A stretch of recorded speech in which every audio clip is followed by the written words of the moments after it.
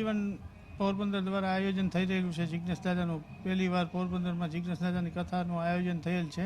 8:30થી કથા ચાલુ થશે, 11:30 પૂર્ણ થશે અને 10 તારીખથી 16 તારીખ લગીના કથાનું આયોજન સાંજના ટાઈમે રાખેલ છે. રાતના પોરબંદરના લોકોને, કારણ કે છેલ્લા 3 વર્ષથી આ કોરોના કાળ દરમિયાન કોઈ પણ એવો અવસર નથી થયો, એટલે એના માટે થઈને આયોજન કરેલ છે. બધાના મગજની અંદર જે ઓલી કોરોનાની બીક હતી એ બધી દૂર થઈ જાય અને ભક્તિમય વાતાવરણ બને પોરબંદરમાં.